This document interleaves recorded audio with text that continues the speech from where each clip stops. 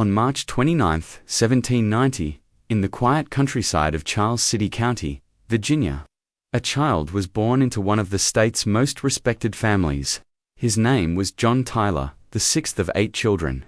The red brick family estate, Greenway Plantation, overlooked the James River, a landscape steeped in tobacco, tradition, and the memory of America's earliest settlers.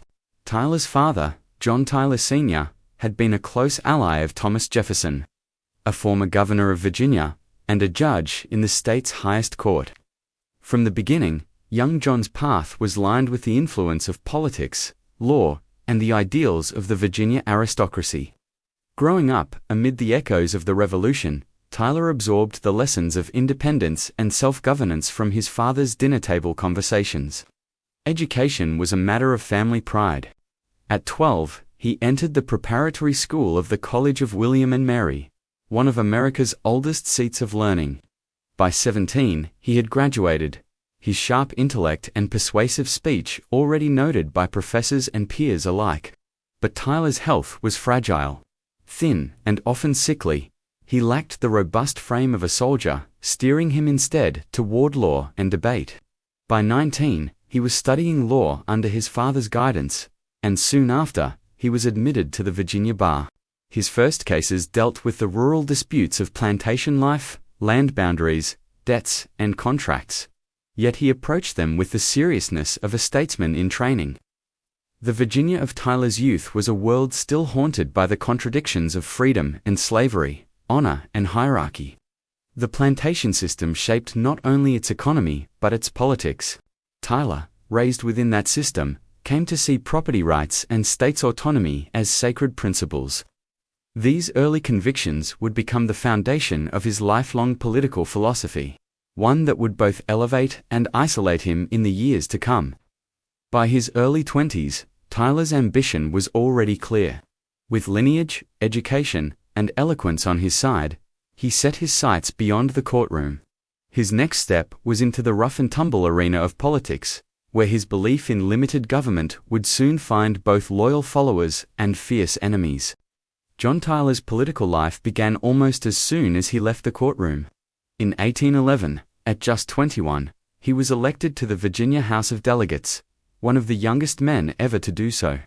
He carried himself with the refined manners of a Southern gentleman, but possessed a sharp, calculating mind that quickly impressed older colleagues. His speeches were polished, grounded in Jeffersonian ideals, and always cautious of federal overreach. The War of 1812 soon tested the nation's unity and Tyler's loyalties. Though skeptical of centralized power, he supported the war effort, believing British interference with American trade and sailors an insult to national honor. His father's passing in 1813 left him emotionally shaken, but Tyler pressed forward, his career now entirely his own to shape. After a brief stint as a militia captain, though, he saw no combat. Tyler returned to politics and in 1816 won election to the U.S. House of Representatives. Washington was a new battlefield, dominated by fiery debates over tariffs, the national bank, and the growing tension between North and South. Tyler aligned firmly with the Democratic Republicans, the party of states' rights, and opposed most federal programs that hinted at centralization or economic control. During his 6 years in Congress, Tyler built a reputation for integrity and stubborn independence. He often stood apart from party leaders, voting based on his interpretation of the Constitution rather than loyalty.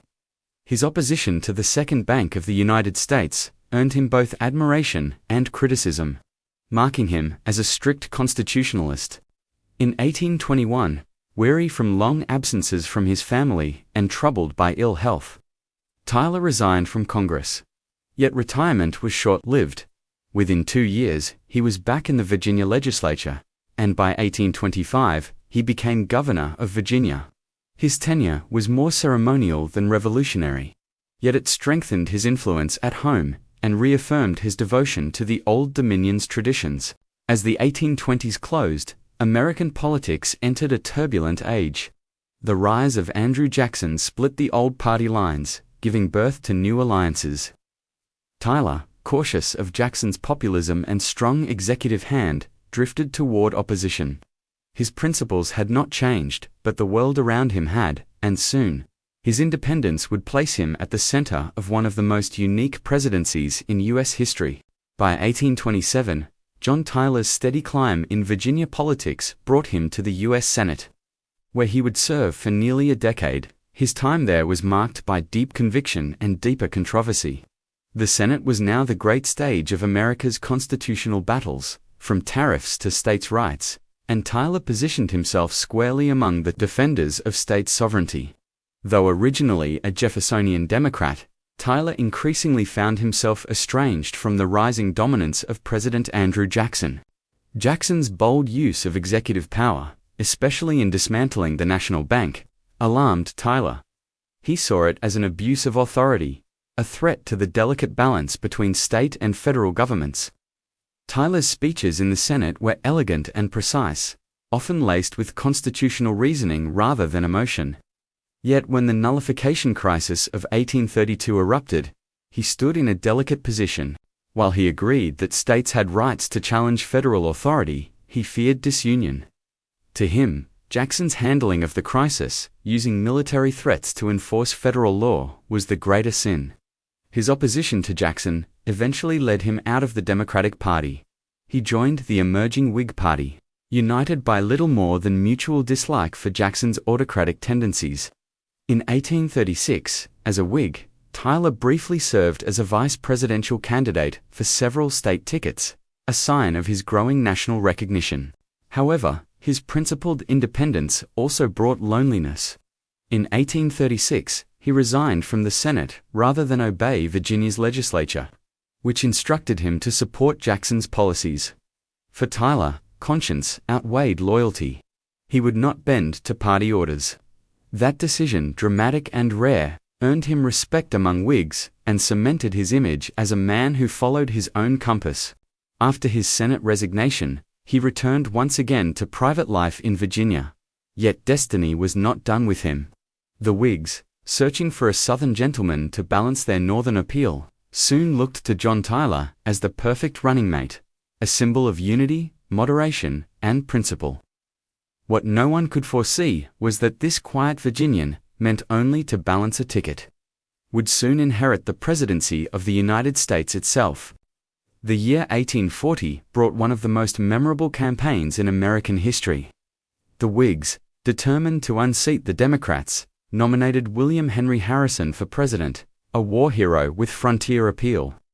To balance him with a Southern statesman, they chose John Tyler as his running mate. The campaign slogan, "Tippecanoe and Tyler too," swept across the nation, turning politics into spectacle. When the Whigs triumphed, victory celebrations filled the air. Tyler returned to Virginia, content in his largely symbolic office as vice president.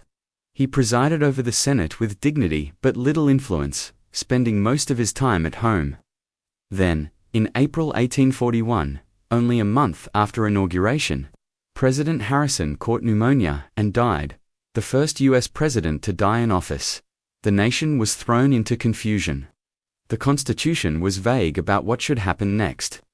Was Tyler merely acting president, or did he fully assume the title? Without hesitation, John Tyler declared himself President of the United States. It was a bold and unprecedented move. Critics called him His Excellency, mocking the fact that he had never been elected president. Yet Tyler stood firm, taking the presidential oath and moving into the White House, setting the precedent that every vice president who succeeds a fallen president fully becomes president, not just a caretaker. Tyler inherited a jubilant Whig administration, expecting him to follow party lines, but within weeks, tensions erupted. The Whigs, led by Henry Clay, sought to re-establish a national bank, while Tyler, true to his states' rights beliefs, vetoed the bill twice. Congress exploded in fury. His entire cabinet, except for Secretary of State Daniel Webster, resigned in protest. Overnight, John Tyler found himself a president without a party. Expelled by the Whigs and distrusted by Democrats, he ruled in isolation, guided only by his interpretation of the Constitution. Yet despite the chaos, he carried on, determined to prove that legitimacy came not from election, but from action. The accidental president had become, in every sense, his own man. By 1842, John Tyler's presidency stood on precarious ground. Congress loathed him, his party had abandoned him, and the press mocked him relentlessly. Still, he pressed forward, viewing his isolation as proof of his independence. He vetoed bill after bill that, in his view, overstepped federal limits, earning the reputation of a stubborn defender of constitutional purity. Tyler's enemies in Congress struck back.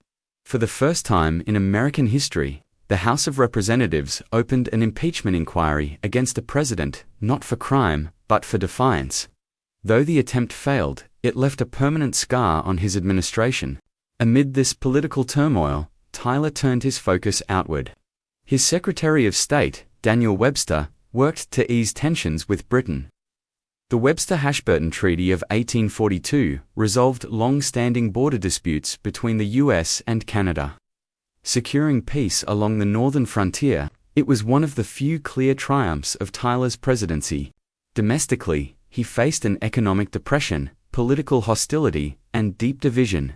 He sought to rebuild alliances, creating a small circle of loyal supporters known as the Tyler Democrats. Yet his independence made it impossible. To sustain a lasting coalition, Tyler's personal life also changed dramatically. In 1842, his wife, Letitia Tyler, who had long been an invalid, died in the White House, the first presidential spouse to pass away there. The loss shook him deeply. Yet only months later, society columns buzzed with news of his courtship of Julia Gardner, a 22-year-old New York socialite known for her beauty and spirit. Their marriage in 1844 caused both admiration and scandal. He was 54, she was less than half his age. Through triumphs and trials, Tyler remained resolute. He believed history would vindicate him as a man of principle, not popularity.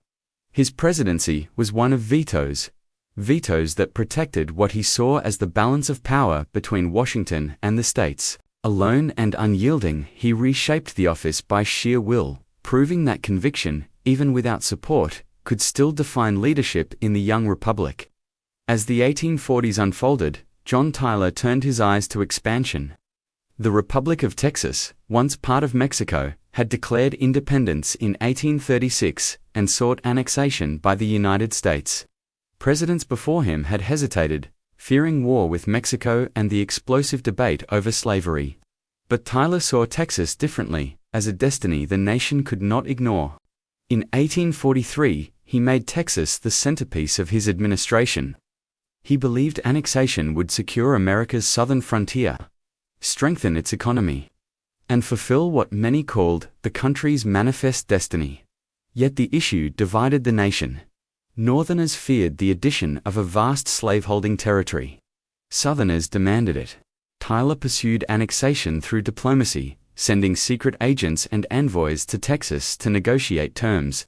His boldness angered both parties, but he pressed on. The Annexation Treaty he crafted in 1844 promised Texas entry as a U.S. state in exchange for assuming its debts and protecting it from Mexico. When the treaty reached the Senate, it failed spectacularly. Opponents condemned it as a ploy to expand slavery and accused Tyler of acting without authority. His critics renewed efforts to isolate him politically. Still, Tyler refused to retreat. He appealed directly to the American people, publishing letters and statements defending his actions. Meanwhile, the 1844 election loomed. The Whigs nominated Henry Clay, while the Democrats backed James K. Polk, who also favored expansion. Tyler, undeterred, attempted to run as an independent under his own party. The Democratic-Republican Party, realizing his campaign threatened to split pro-annexation votes, he withdrew, clearing the path for Polk's victory. In his final days as president, Tyler acted swiftly. Before leaving office in March 1845, he used a joint resolution of Congress, not a treaty, to approve annexation. Texas formally joined the United States soon after he left office. This single act, controversial yet decisive, would shape the next decade of American history. It expanded the nation's borders, but also hastened the march towards sectional conflict and the Civil War. For Tyler, it was his crowning achievement, proof that even a president without allies could still change the course of a nation.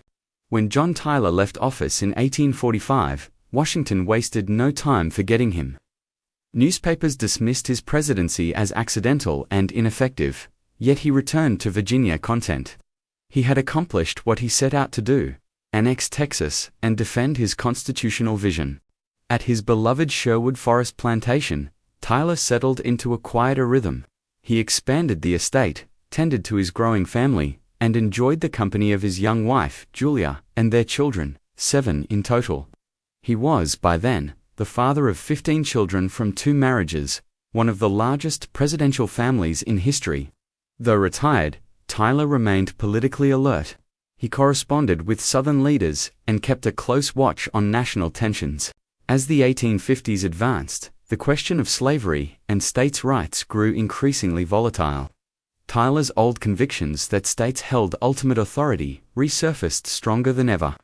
When the secession crisis erupted after Abraham Lincoln's election in 1860, Tyler initially sought compromise. He chaired the Peace Conference of 1861, held in Washington to prevent war between North and South. The effort failed, and when Virginia seceded, Tyler followed his state's lead. In a move that stunned the North, the former president joined the Confederate cause. He was elected to the Confederate House of Representatives, becoming the only U.S. president ever to side with the Confederacy. To him, it was not treason but loyalty to Virginia, to states' rights, and to the principles he had upheld all his life. Yet time had caught up with him. Age and illness weakened his once commanding presence. Before he could take his seat in the Confederate Congress, he fell ill in early 1862. On January 18, 1862, John Tyler died quietly in Richmond at the age of 71. The U.S. government made no formal recognition of his passing. He had, in their eyes, betrayed the Union, but in the South, he was mourned as a patriot. His coffin, draped in the Confederate flag, was carried through Richmond in solemn procession, the final act of a man who had lived and died for his convictions. John Tyler's name rarely appears among America's celebrated presidents, yet his legacy remains one of profound constitutional and historical importance. He proved that the vice presidency could produce a legitimate president, a precedent that shaped the future of American succession. His assertive claim to office after Harrison's death stabilized a young republic still defining its leadership structure. Politically, Tyler's presidency was defined by defiance. His unwavering commitment to states' rights and limited federal power isolated him, but also preserved key constitutional boundaries. He expanded executive independence in a way few anticipated, showing that a president, even without a party, could still govern by conviction. The annexation of Texas, his most enduring act, redrew the map of the United States and set the stage for the country's transformation into a continental power. Yet it also deepened sectional tensions that would soon erupt into civil war. In many ways, Tyler's decisions foreshadowed the conflicts that would divide the nation he had served. In personal terms, he was a paradox: courteous yet stubborn, principled yet politically isolated. His family life reflected both the charm of Southern gentility and the turbulence of his times. His marriage to Julia Gardner brought warmth and vitality to his later years, and their descendants continued to link America's early republic to the modern age. Remarkably, 2 of his grandsons were still alive in the 21st century. Tyler died believing he had been misunderstood, and history largely agreed for decades. His alignment with the Confederacy tainted his memory in Northern eyes, leaving him excluded from national honor. Yet historians later recognized that his presidency helped define the boundaries of executive power and succession law, a quiet but essential contribution to American stability. Today, John Tyler stands as one of the most complex figures in the nation's story, neither hero nor villain, but a man of unwavering principle in an age of shifting loyalties. His life mirrored the tensions of a country struggling to balance liberty and union, power and principle. Forgotten by many, his influence nonetheless endures. Woven into the very framework of the American presidency he once so defiantly claimed,